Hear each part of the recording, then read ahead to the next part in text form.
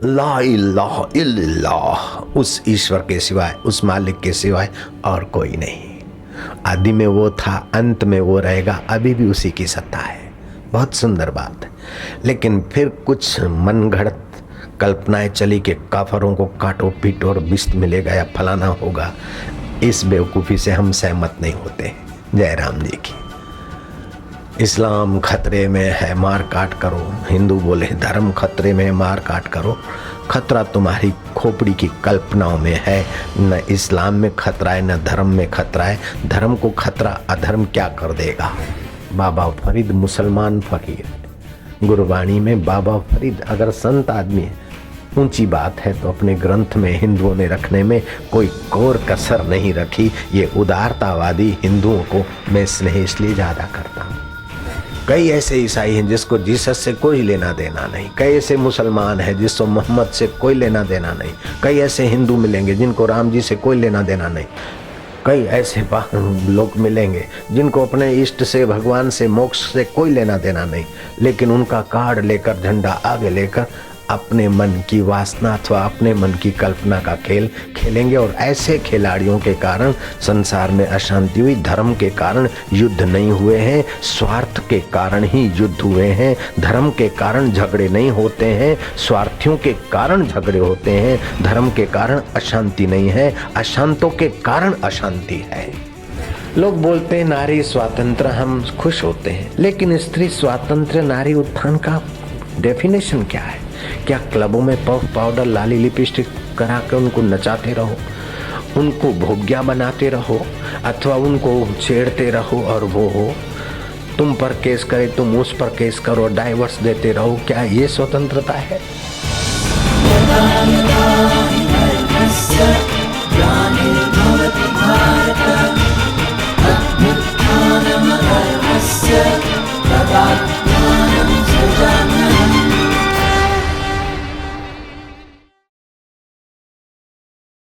हरि ओम।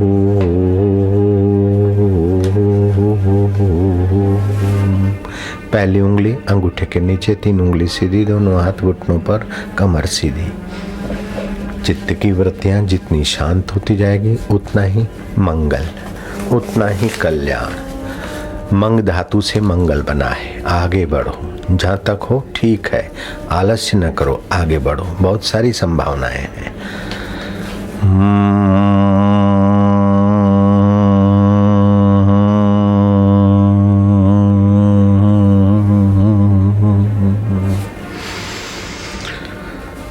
हरि ओम।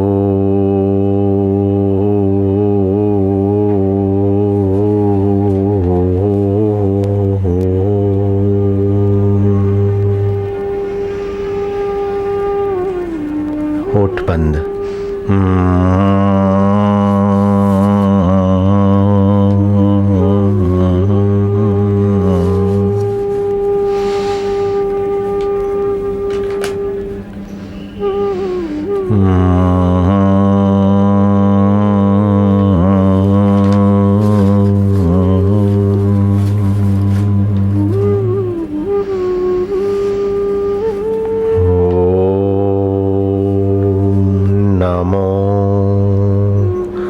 भगवते वासुदेवाय।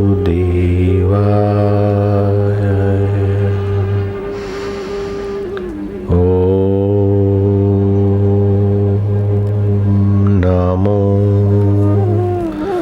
भगवते वासुदेवाय। मधुर शांति में मन को विश्रांति दिलाते जाएंगे।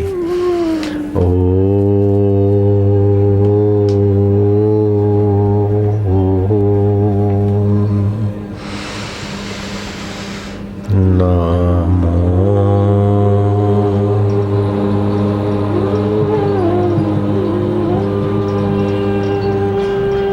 भगवते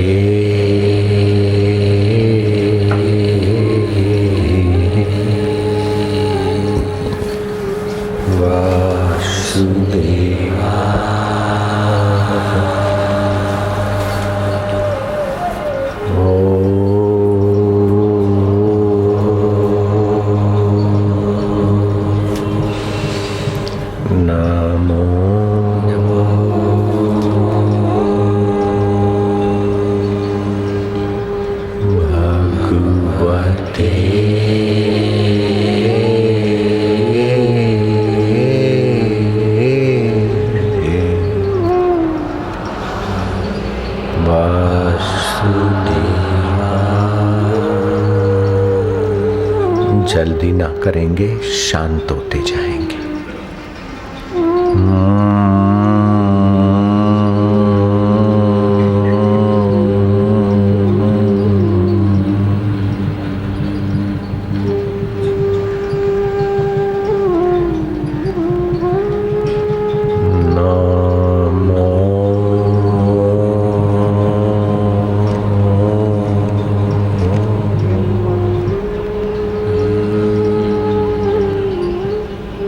उसे प्यार करते जाना। नमो अरिहंतानाम, नमो सिद्धानाम। जैन धर्म में प्रचलित सुप्रसिद्ध महामंत्र है, न मम इति नमः। हिंदू धर्म में ये देह मेरा नहीं, मैं नहीं, उसको नमः बोलते हैं। जो देह होते हुए देह से पार गए, ऐसे सिद्ध अरिहंत जति जोगी साधु संतों को सबको नमन, जिन्होंने अपना मंगल किया है, जो आगे बढ़ गए देह से, विकारों से, इंद्रियों से पार निकल गए, उन सभी को नमन। नमो सिद्धानाम, नमो अरिहंतानाम, नमो सिद्धानाम। याज्ञिक यज्ञ करते हैं, इदम इंद्राय स्वाहा, इदम इंद्राय न मम, इदम वरुणाय स्वाहा, इदम वरुणाय न मम, इदम कुबेराय स्वाहा, इदम कुबेराय न मम। ये कुबेर का है, वरुण का है, मेरा नहीं। ऐसे जब भगवान को नमन करते हो तो ये शरीर भगवान का है, मेरा नहीं है। मेरा होता तो मेरे कहने में चलता। मैं नहीं चाहता बूढ़ा हो जाए, बीमार हो जाए, झुर्रियाँ पड़े, मर जाए, लेकिन ये मरता है, झुर्रियाँ पड़ती है, तो मेरा नहीं है, 5 भूतों का है और 5 भूत भगवान के हैं, तो ये शरीर भगवान का है। तो इस शरीर से जो पैदा हुए वे भी भगवान के हैं। मैंने नादानी से ममता मानी थी कि मेरा है, मेरा है, मेरा है। हाँ, बच्चियों को पाला पोसा, लेकिन भगवान की दी हुई अमानत का ठीक जतन किया, ममता नहीं। अगर ममता होती है तो उस पिया से ममता करो, उस आत्मा से, उस परमेश्वर से ममता करते जाओ, नमन करते जाओ। देह में नहीं हूं और ममता करते जाओ, भगवान मेरे हैं, मैं भगवान का हूं। बड़ा भारी साधन है। दुर्गुणों से पार करके सुख, शांति, माधुर्य देकर मोक्ष का रास्ता देने वाला ये मार्ग है। ओम नमो भगवते। ओम तो प्राणी मात्र का आधार, ब्रह्मा विष्णु महेश और तीर्थंकरों का आधार, सारे ब्रह्मांड का आधार, स्थूल जगत, सूक्ष्म जगत, कारण जगत का आधार, जो परब्रह्म परमात्मा है उसका स्वाभाविक ध्वनि है ओम। मैं इस्लाम को, मुसलमान लोगों के मजहब को धन्यवाद दूंगा। उन्होंने इसी ओमकार का हिस्सा खोज लिया। अल्लाह हो, ये ओमकार का हिस्सा है। अल्लाह हो, ओम आ गया। मैं जैन धर्म को धन्यवाद दूंगा। नमो आर्यंतानाम, नमः नमः। हर धर्म में कुछ सुंदरता, कुछ ऊंचाइयां हैं, तो कुछ कभी किसी दुराग्रहियों ने अपना मतांतर, पथ पंथांतर घुसेड़ दिया, इसलिए आपस में खिंचाव होते। वरना सबका मंगल हो, ऐसा वैदिक धर्म, ऐसा किसी वैदिक धर्म अथवा तो यूं कहो सनातन धर्म किसी व्यक्ति ने स्थापना नहीं की, किसी ऋषि मुनि ने स्थापना नहीं की, किसी पीर पैगंबर ने स्थापना नहीं की। हालांकि भगवान कृष्ण ने भी स्थापना नहीं की और राम जी ने भी स्थापना सनातन धर्म की नहीं की। जब से सृष्टि है तब से सनातन सत्य का मार्ग बताने वाले अपुरुष वेद है, पुरुष की रचना नहीं है वेद। कृष्ण के पहले वेद थे, राम के पहले वेद थे। जो लोग बोलते हैं हमारा मत बढ़िया है, हमारा भगवान बड़ा, तुम्हारा भगवान छोटा, उनको भगवान वीआईपी कोटा की सतबुद्धि दे। समगच्छध्वम, हम सब कदम से कदम बढ़ाकर आगे चले। संबद्धस्थ हम दिल से दिल, विचार से विचार। अगर हमारे विचार नहीं मिलते हैं तो हमें स्वतंत्र विचार रखने का अधिकार है, सामने वाले को भी है। क्यों लड़ मरे, क्यों खप मरे। परस्पर देवो भव, तुझ में मुझ में जो देव बैठा है उसके नाते हमारा मिलना जुलना हो और उसी में हम सभी विश्रांति पाएं। गीता उपनिषदों से निकला अमृत है और उपनिषदें वेदों से उभारा अमृत है। इसलिए हिंदू, मुसलमान, ईसाई, पारसी कोई भी गीता को तटस्थता से पढ़ता है, सिर आंखों लगाता है और उसकी भूरी भूरी प्रशंसा करता है। चाहे महात्मा थोरो हो, चाहे लिविलिजरिया हो, चाहे मिस्टर वॉटसक हो, चाहे अमेरिका का तत्वचिंतक मार्क्स ट्वेन हो, जिन्होंने भी गीता उपनिषदों को देखा है उन्होंने भारतीय संस्कृति की भूरी भूरी प्रशंसा की है।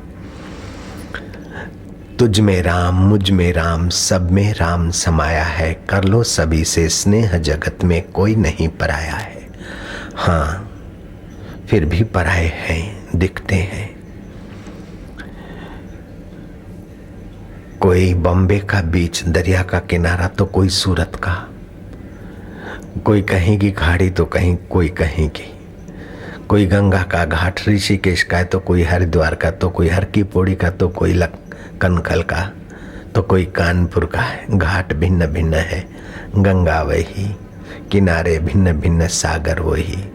मन के तरंग और भाव और मान्यता भिन्न भिन्न।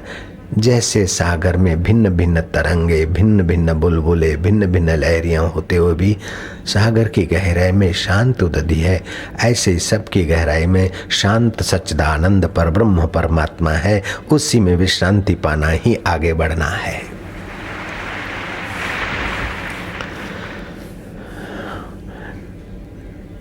आत्मज्ञान से जितना समाज दूर जाता है उतना ही कलह, उतना ही अशांति, उतना ही संघर्ष और उतनी ही आपसी वैमनस्यता के कारण शक्तियों का ह्रास होता है।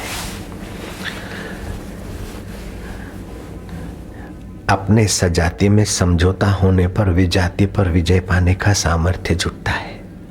विजाति से धर्मयुक्त व्यवहार करने से प्रकृति पर विजय पाने का पावर उभरता है। प्रकृति की सिद्धियों पर आसक्त न होकर प्रकृति के मूल के प्रति प्रेम करने से परब्रह्म परमात्मा प्रकट होता है और जीवात्मा परमात्मा का साक्षात्कार करके परब्रह्ममय हो जाता है। सो जाने जासु देहु जनाहि, जानत तुम ही हो जाई। प्रभु, तुम्हें वही जानता है जिसको तुम अपने आप जताते हो, और जिसको अपना आपा जताते हो वो तुम्हारा स्वरूप हो जाता है। क्योंकि हर जीव का मूल तो तुम ही हो, हर तरंग का मूल तुम ही हो।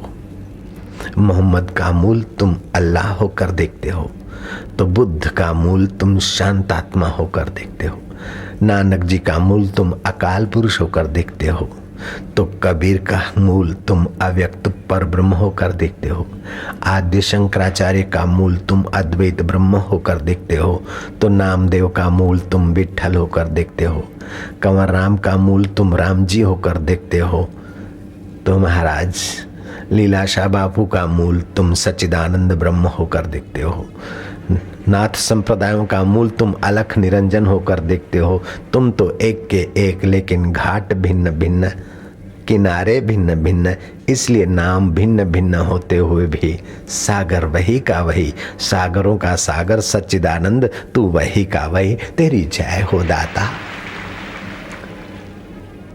भागवत में श्लोक आता है, सच्चिदानंद रूपाय, सच्चिदानंद रूपाय विश्व उत्पत्ति आदि हेतवे, विश्व उत्पत्ति आदि हेतवे, तापत्रय विनाशाय, तापत्रय विनाशाय, श्री कृष्णाय वयम नमः। श्री कृष्णाय वयम। जो सत्य है, जिसकी सत्ता से सृष्टि है, जो सत्य अंश से सृष्टि दिखाता है, चित्त अंश से प्राणियों में चेतना दिखाता है और आनंद अंश से प्राणियों में सुख झलकाता है, उस परमात्मा का नाम सनातन धर्म कहता है सच्चिदानंद है। वो इंद्रियों से दिखता नहीं, पकड़ में नहीं आता, इसलिए नाथ संप्रदाय कहते हैं कि वो अलख निरंजन है। अंजन माना इंद्रियां, इंद्रियों से लखा नहीं जाता। हाँ, विठ्ठल, कृष्ण, राम ये लखे जाएंगे, लेकिन ये उनके मायावी स्वरूप है। उनकी गहराई का जो है वो तुम्हारी गहराई का है, वो इंद्रियों से नहीं लखा जाता। इसलिए नाथ संप्रदाय ने ठीक ही कहा, अलख। इस्लाम ने भी बढ़िया बात की, ला इलाहा इल्लल्लाह, उस ईश्वर के सिवाय, उस मालिक के सिवाय और कोई नहीं। आदि में वो था, अंत में वो रहेगा, अभी भी उसी की सत्ता है। बहुत सुंदर बात है। लेकिन फिर कुछ मनगढ़ंत कल्पनाएं चली कि काफरों को काटो पीटो और बिस्त मिलेगा या फलाना होगा। इस बेवकूफ़ी से हम सहमत नहीं होते हैं। जय राम जी की। इस्लाम खतरे में है, मार काट करो। हिंदू बोले धर्म खतरे में है, मार काट करो। खतरा तुम्हारी खोपड़ी की कल्पनाओं में है। न इस्लाम में खतरा है, न धर्म में खतरा है। धर्म को खतरा अधर्म क्या कर देगा? सूरज को खतरा दिमक क्या कर डालेगी? जिंदा चूहा बिल्ली को नहीं मार सका तो मरा हुआ चूहा बिल्ली का क्या गला दबोचेगा? तुम्हारी बुद्धि रूपी चेतना वृत्ति को इतना जगत जाल, इतनी मृत्यु, इतना जमदूत रूपी चूहा हजारों जन्म और मृत्यु किया, फिर भी तुम्हारी सत्यात्मा को नहीं मार सका, तो ये खतरे में वो खतरे में करके परेशानी क्यों पैदा करो लाला? भाई साहब, बड़े मियाँ, क्यों परेशानी पैदा करें? एक दूसरे को समझे और एक दूसरे को सहकार दे। जीवन दुख, क्लेश, मुसीबतों का बोझ बनाकर पिस मरने के लिए नहीं है। जीवन है आनंदित, उल्सित, माधुर्य पाते हुए, छिटकते हुए, छलकते हुए आगे बढ़ने के लिए। मंग धातु से मंगल, सबका मंगल हो, सबकी उन्नति हो, सबका कल्याण हो। इससे आपकी वृत्ति, आपकी बुद्धि और आपका हृदय विशाल होता जाएगा। व्यक्तिगत स्वार्थ को तिलांजलि दो। अगर कुटुंब का स्वार्थ सिद्ध होता है तो व्यक्तिगत स्वार्थ की परवाह मत करो। कुटुंब के भले में अपना व्यक्तिगत भले को अलविदा करो। पूरे पड़ोस का बढ़िया भला होता है तो अपने कुटुंब के भले का दुराग्रह छोड़ो, और पूरे तहसील का भला होता है तो पड़ोस का दुराग्रह छोड़ो। डिस्ट्रिक्ट का, जिले का भला होता है तो तहसील का दुराग्रह छोड़ो। अगर प्रांत का भला होता है तो डिस्ट्रिक्ट का दुराग्रह छोड़ो। अगर देश का भला हो रहा है तो प्रांत का, राज्य के भले का दुराग्रह छोड़ो। और विश्व मानवता का मंगल हो रहा है तो फिर ये सीमाएं और भी विशाल बनाओ। और विश्वेश्वर में आराम पाने की कला मिल रही है तो सर्वोपरि है, सर्व सुंदर है, मंगल ही मंगल है। जितना दायरा विशाल उतना व्यक्ति महान, जितना दायरा छोटा उतना व्यक्ति छोटा। जो नेता लोग जातिवाद का जहर फैलाकर अपनी रोटी सेक लेते हैं, वे भले 4 दिन के लिए कुर्सी तो पा लेते हैं, लेकिन देश के साथ विद्रोह करने का, मानव जात के साथ विश्वासघात करने का भारी पाप करते, इसलिए उनका प्रभाव ज़्यादा समय नहीं टिक सकता है।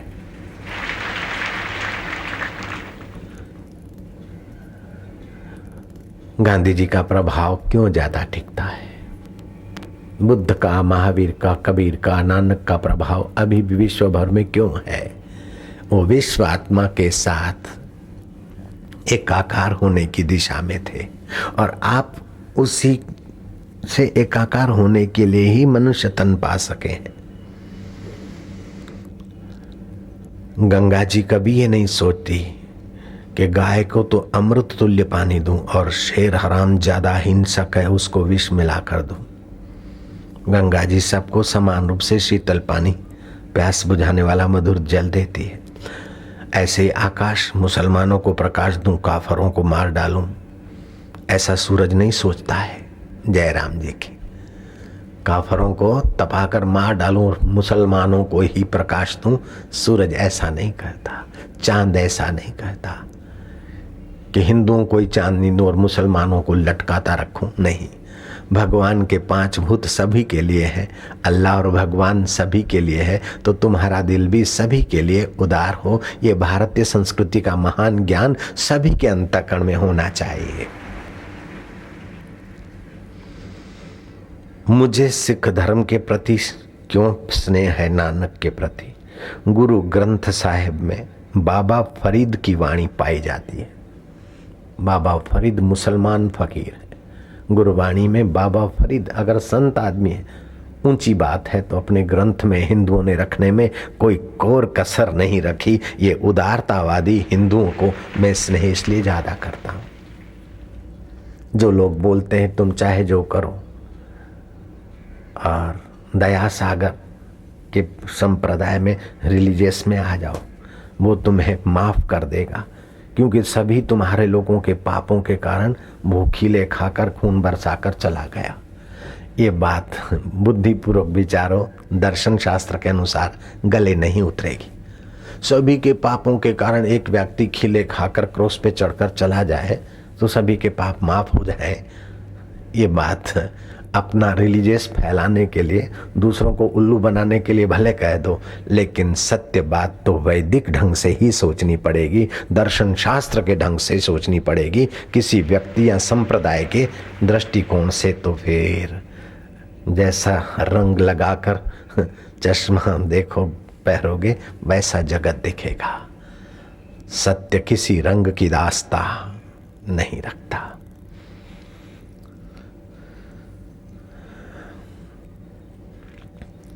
गीता मानव मात्र के लिए है।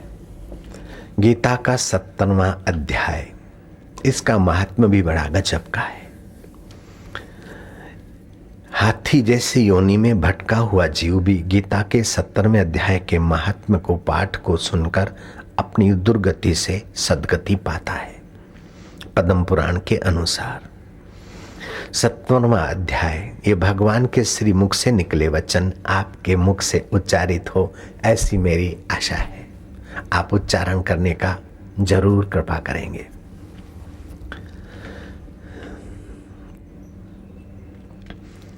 इसमें भगवान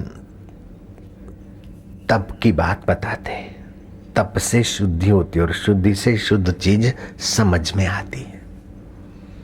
तीर्थंकरों को क्यों पूजते हैं जैन लोग? उन्होंने तप किया।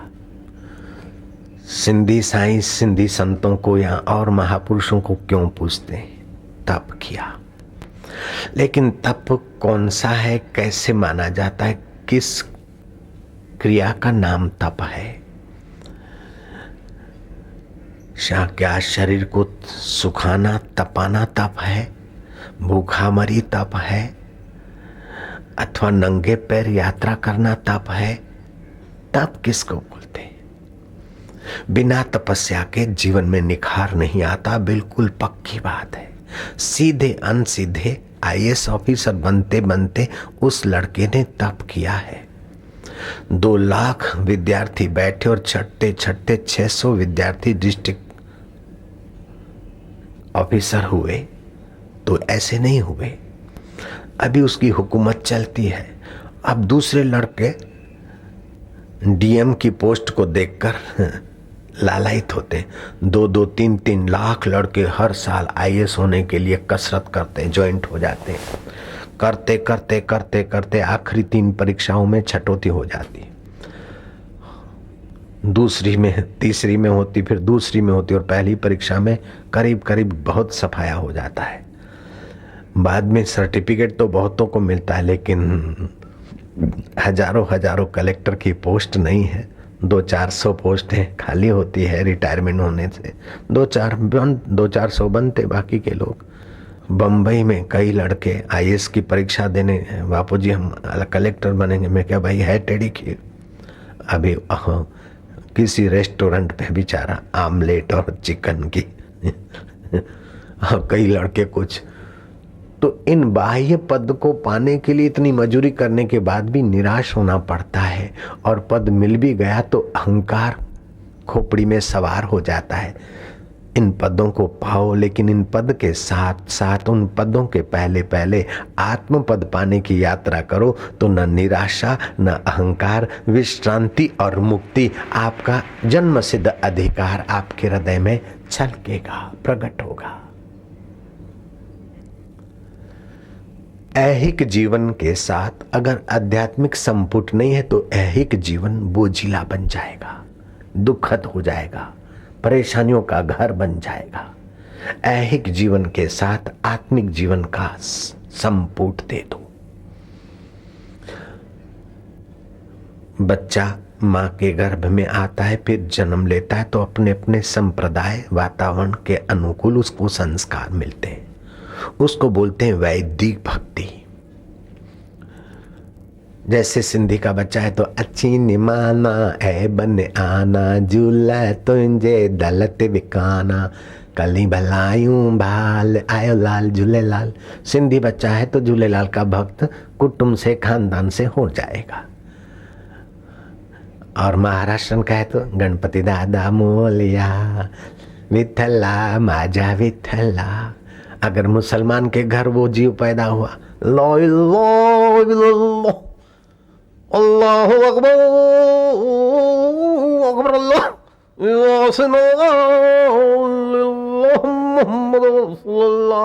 उस नन्हे को आ जाएगा।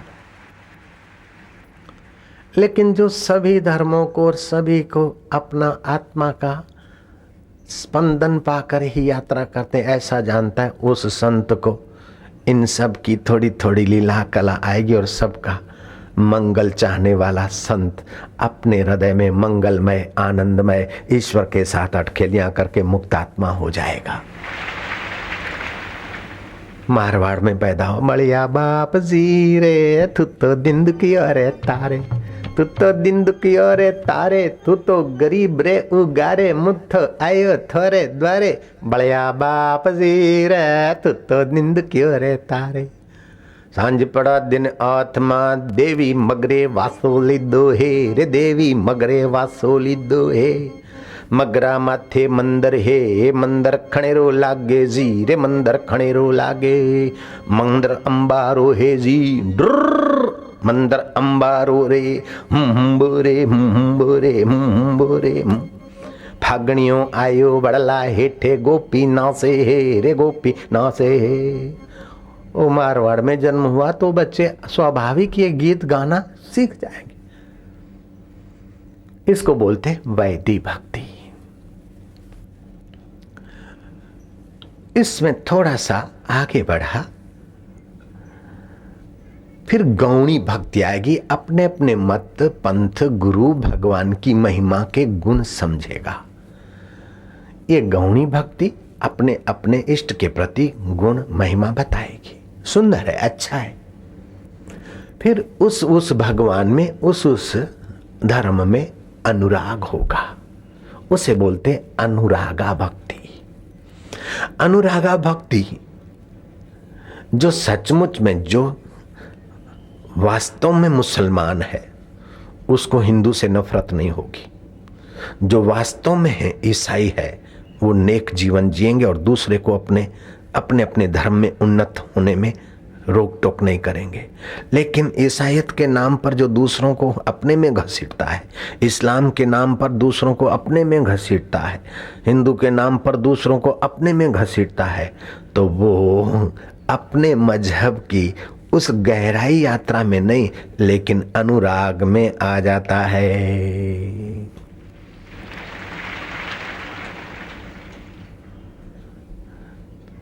और कुछ लोग तो सचमुच अपने अपने अल्लाह को, अपने अपने गॉड को इतना स्नेह नहीं करते, अपने ईगो से जो जज गया उसी के अनुसार उठाते, बस झंडा लेकर चल पड़े। कई ऐसे ईसाई हैं जिसको जीसस से कोई लेना देना नहीं, कई ऐसे मुसलमान हैं जिसको मोहम्मद से कोई लेना देना नहीं, कई ऐसे हिंदू मिलेंगे जिनको राम जी से कोई लेना देना नहीं, कई ऐसे लोग मिलेंगे जिनको अपने इष्ट से, भगवान से, मोक्ष से कोई लेना देना नहीं, लेकिन उनका कार्ड लेकर, झंडा आगे लेकर अपने मन की वासना अथवा अपने मन की कल्पना का खेल खेलेंगे। और ऐसे खिलाड़ियों के कारण संसार में अशांति हुई। धर्म के कारण युद्ध नहीं हुए हैं, स्वार्थ के कारण ही युद्ध हुए हैं। धर्म के कारण झगड़े नहीं होते हैं, स्वार्थियों के कारण झगड़े होते हैं। धर्म के कारण अशांति नहीं है, अशांतों के कारण अशांति है।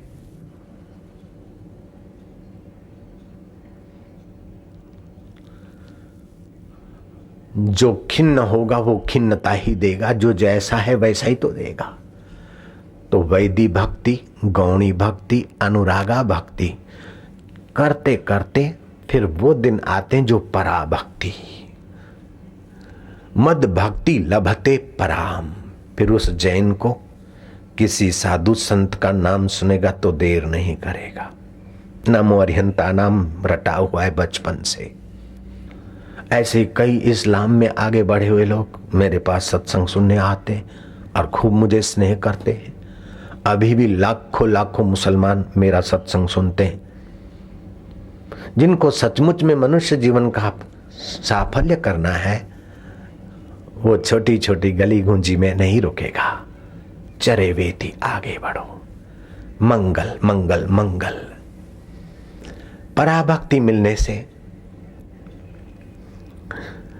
परम तत्व का अनुभव हो जाता है, परम शांति का अनुभव हो जाता है। लेकिन उसके पहले यात्रा में कुल गुण के अनुसार जो बच्चों को संस्कार पड़े उसमें दो विभाग पड़ते हैं। एक तो प्रवृत्ति मार्गी, अल्लाह को मानता है, राम को मानता है, कृष्ण को मानता है, बढ़िया बाप जी को मानता है, गणपति को मानता है, लेकिन मानता है इसलिए कि संसार का सुख सुविधा मिले, आराम से यहाँ रहे, मरने के बाद भी आराम पाए।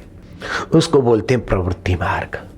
दूसरे कोई अगले जन्म के हो या इस जन्म के कोई पुण्य प्रभाव ज्यादा है, समझ ज्यादा है, तो भगवान को, अल्लाह को रिझा के यहीं का कुछ पाया तो क्या हुआ।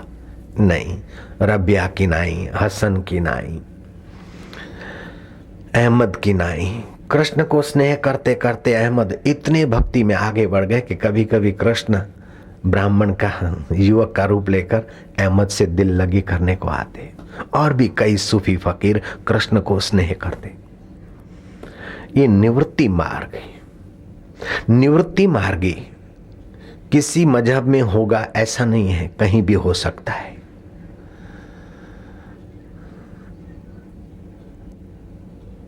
जैन धर्म में 19वें तीर्थंकर हो गए मल्यनाथ।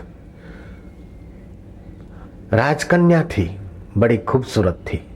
जितना बाह्य सौंदर्य लावण्य था उससे ज्यादा समझदारी का सौंदर्य कुमारी मल्लिका के पास था। उसके बाह्य सौंदर्य पर कई लट्टू हो गए। मंत्री कुछ भी करके मल्लिका के साथ हमारा विवाह हो, लेकिन मल्लिका कोई ऐरे गहरे नत्थु खैरे के प्रभाव में तो क्या है, उसको अपना विवेक था कि ये शरीर भोग भोग कर बर्बाद करने के लिए नहीं है, इस शरीर से तप करके अपने आत्मा परमात्मा को पाकर मुक्त होने के लिए है। सभी युवक विफल हुए। कुछ शादीशुदे राजा भी लट्टू थे। उन्होंने मिलकर आपस में षड्यंत्र रचा कि इस राजा को हराकर कुमारी मल्लिका को जबरन ले जाएंगे। कन्या को पता चला पिता के लिए मेरा बाह्य सौंदर्य मुसीबत हो रहा है। स्त्री के लिए 3 शत्रु खतरनाक है। एक तो स्त्री का सौंदर्य, दूसरा यौवन और तीसरा उसका स्त्री होना। इन तीनों खतरों से पार जाना हो तो गार्गी, मदलसा, अनुस्या, सीता के व्यक्तित्व को समझे और कैसे इन सौंदर्यों का उपभोग विलासियों के लिए नहीं, लेकिन इस सौंदर्य का उपयोग परम सुंदर विश्रांति पाने में मल्लिका ने कर दिखाया और भारत की कन्याओं ने देवों ने कर दिखाया। ऐसा करना चाहिए। लोग बोलते हैं नारी स्वातंत्र, हम खुश होते हैं। स्त्री उत्थान, नारी उत्थान आश्रम अपना चल रहा है, लेकिन स्त्री स्वातंत्र नारी उत्थान का डेफिनेशन क्या है? क्या क्लबों में पफ पाउडर लाली लिपस्टिक करा कर उनको नचाते रहो, उनको भोग्या बनाते रहो, अथवा उनको छेड़ते रहो और वो हो तुम पर केस करे तुम उस पर केस करो, डाइवर्स देते रहो? क्या ये स्वतंत्रता है? स्व के तंत्र हो, स्व में विश्रांति पाए, यही नारी का गौरव है। और विश्रांति पाने का रास्ता स्वयं ले और बच्चे बच्चियों को भी वो संस्कार डाले, इसी में नारी की गरिमा है। बाजारों में आ गई, सेल्समैन हो गई, नौकरी धंधा करने लग गई और पुरुष के साथ कंधा से कंधा मिलाकर सिगरेट पीने लग गई, ये तो नारी जाति के साथ अन्याय, अपमान है। और नारियों को बहकाया जाता है, लेकिन पति में परमात्मा बुद्धि करना, ये नारी के लिए परमात्मा खोजने का सुंदर रास्ता है।